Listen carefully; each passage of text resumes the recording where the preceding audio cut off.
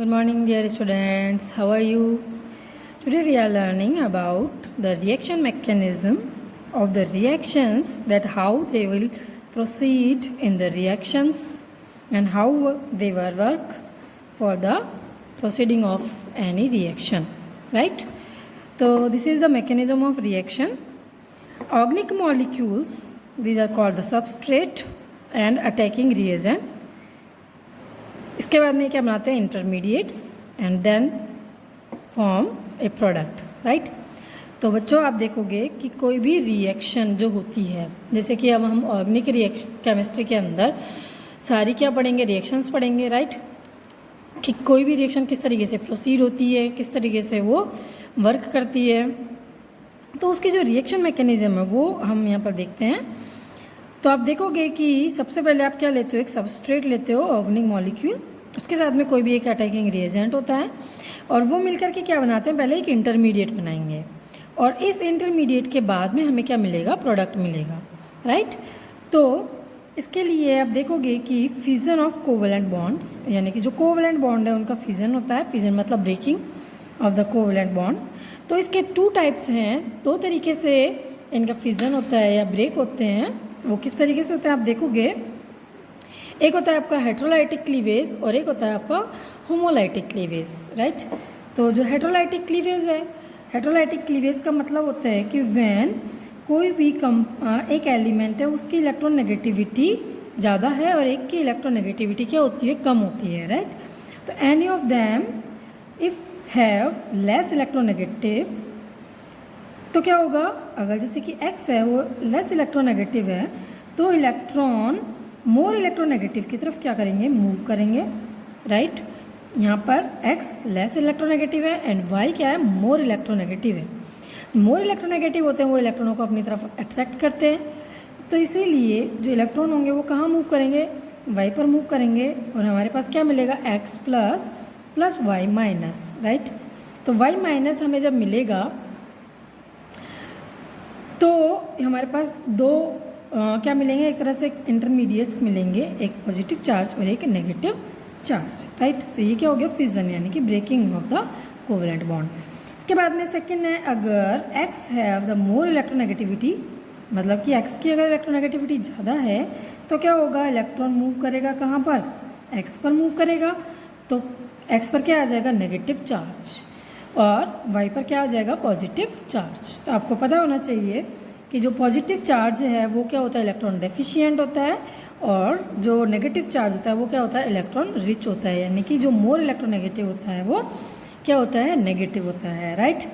इसके बाद में CH3Br, आप देखोगे एग्जाम्पल कि जैसे CH3Br है, राइट।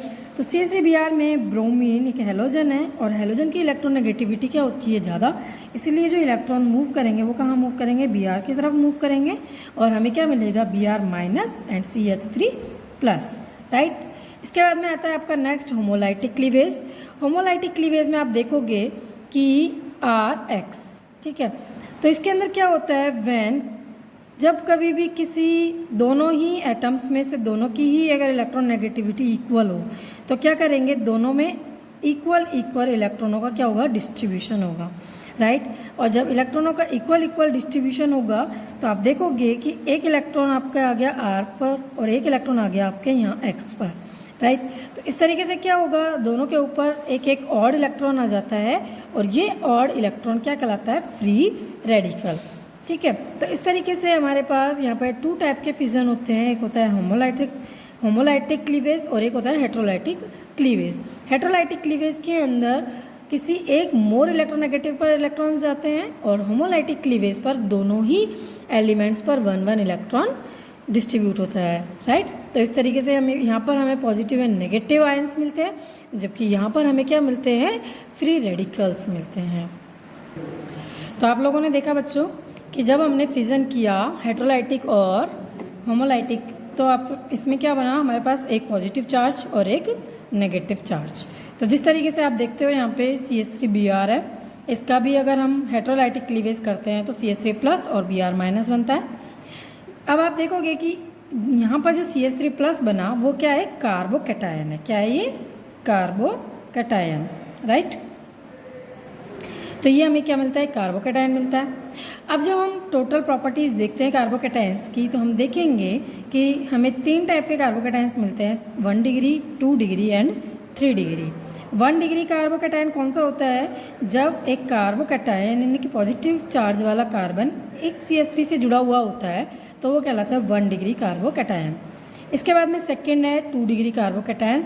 2 डिग्री कार्बोकैटायन कब होता है, जबकि CH+ वाला जो कार्बन है वो 2 CH3 ग्रुप से जुड़ा हुआ है, तो ये क्या कहलाता है 2 डिग्री कार्बोकैटायन। अगर हम इसको ओपन करके लिखना चाहें तो हम इसको कैसे लिख सकते हैं, CH, CH3 और CH3, राइट। तो ये जो हो गया आपका, देखोगे आप ये जो कार्बन है जिस पर पॉजिटिव चार्ज है ये 1 कार्बन एंड 2 कार्बन से जुड़ा हुआ है, राइट। तो इसलिए ये क्या होगा 2 डिग्री कार्बन। इसके बाद में आपका आ जाता है 3 degree carbocation when 1 carbon positive ion is attached with 3 CH3 groups then it is called 3 degree carbocation. Okay, तो आप देखोगे इस तरीके से हमारे पास में 1 degree, 2 degree and 3 degree carbocations बनते हैं, राइट। इसके बाद में आता है the order of stability of carbocations. जो कार्बोकैटायंस हैं उनकी अगर हम ऑर्डर की बात करते हैं तो आप देखोगे कि जो अगर स्टेबिलिटी की बात करते हैं तो कोई भी कार्बोकैटायन जो होता है, एक्चुअल में कार्बोकैटायन क्या होता है, जो कि क्या इलेक्ट्रॉन डेफिशिएंट होता है या जिसके अंदर इलेक्ट्रॉनों की कमी होती है, वो क्या कहलाता है, कार्बोकैटायन।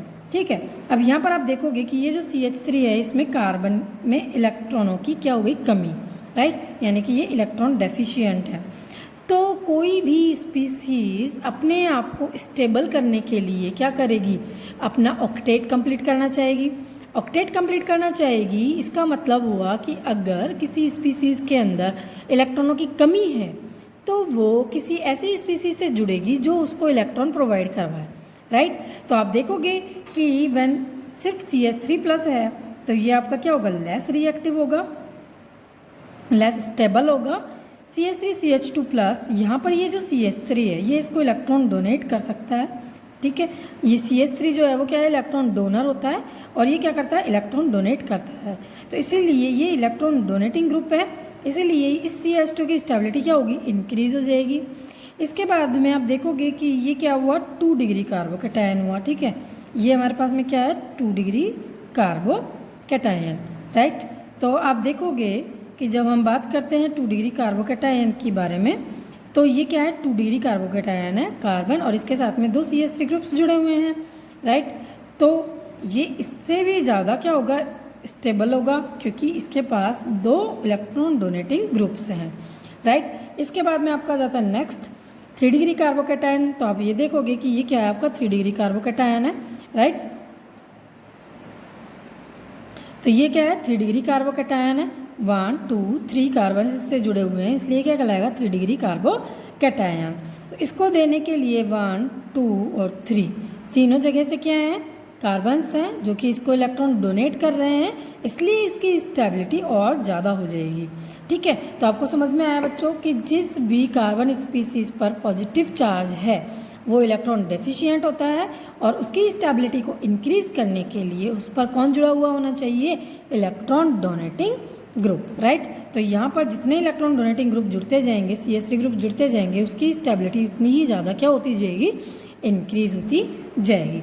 इसके बाद में आप देखोगे इसकी स्ट्रक्चर, तो जैसे ये CH3 है और इसमें ये जो है इसके अनफिल्ड क्या हैं, ऑर्बिटल्स हैं और ये क्या है, पॉजिटिव चार्ज। तो आप ये देख रहे हो ये अनफिल्ड ऑर्बिटल्स हैं, मतलब ये क्या इलेक्ट्रॉन डेफिशिएंट है, ठीक है। और इसको हम बोलते हैं मिथाइल कैटायन, राइट।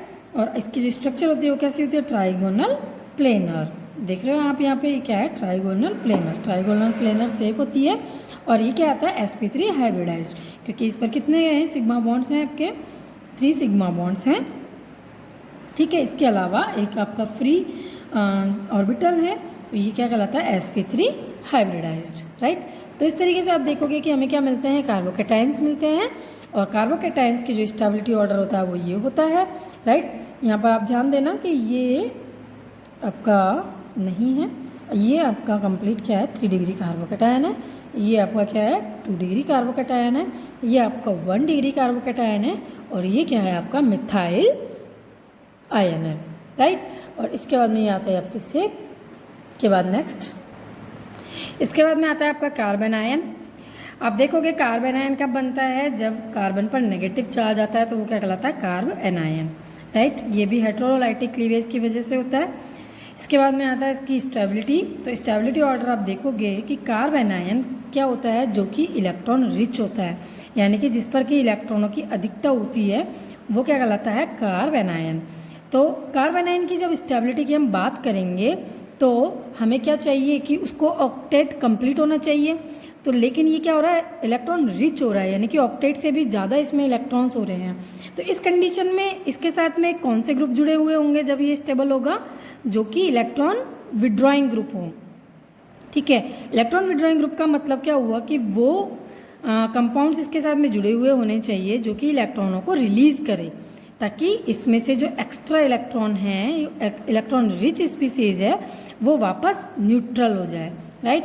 तो कोई भी जो कार्बन स्पीसीज है या कोई भी स्पीसीज है वो अपने आप को स्टेबल करने के लिए क्या करना चाहेगी, न्यूट्रल करना चाहेगी, ठीक है। तो ये जब नेगेटिव चार्ज है तो इसके साथ में ये अगर बेंजीन रिंग जुड़ जाती है C6H5, C6H5 क्या है, बेंजीन रिंग है, ठीक है।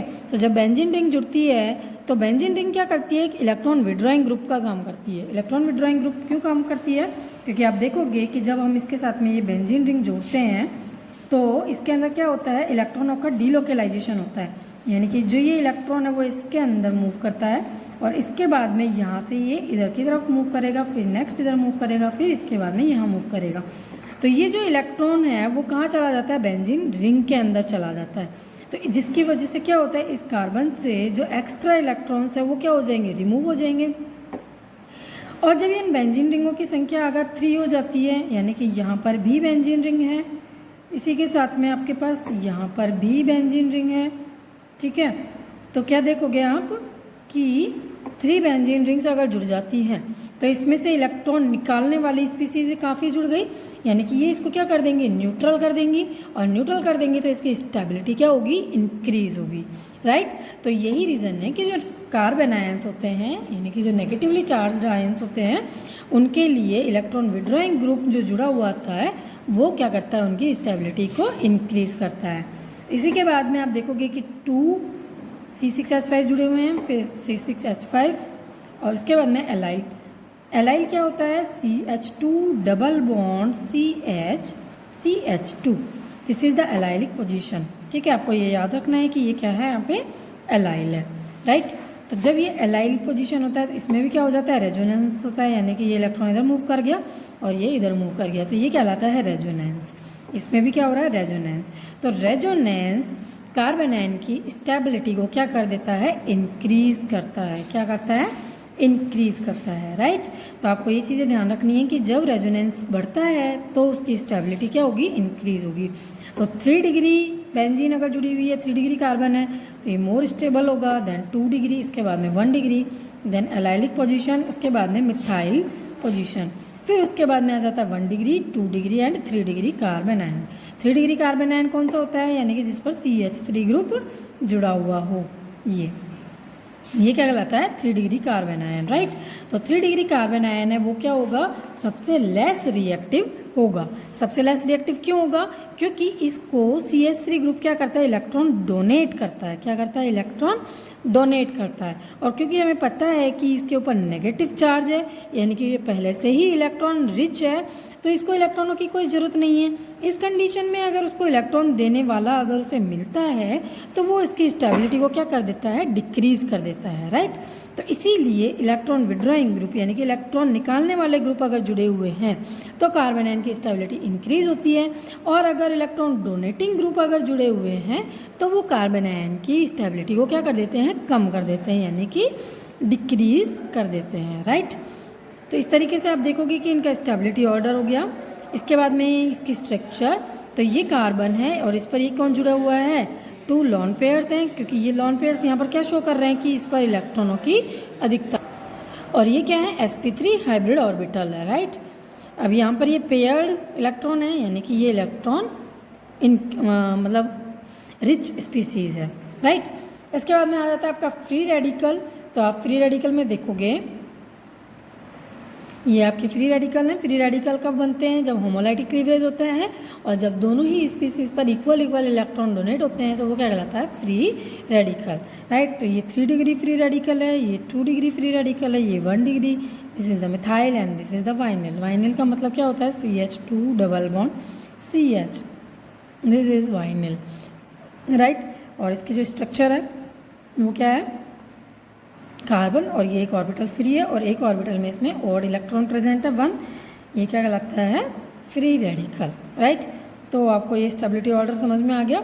यहाँ पर फ्री रेडिकल एक इलेक्ट्रॉन है, इसको एक इलेक्ट्रॉन और चाहिए, तो इसलिए जो इलेक्ट्रॉन डोनेटिंग ग्रुप होगा वो इनकी स्टेबिलिटी को क्या करेगा? इंक्रीज करेगा, ठीक है। और जैसे जैसे इलेक्ट्रॉन डोनेटिंग ग्रुप कम होते जाएंगे वैसे वैसे उनकी जो स्टेबिलिटी है वो भी क्या होती जाएगी? कम होती जाएगी, ओके।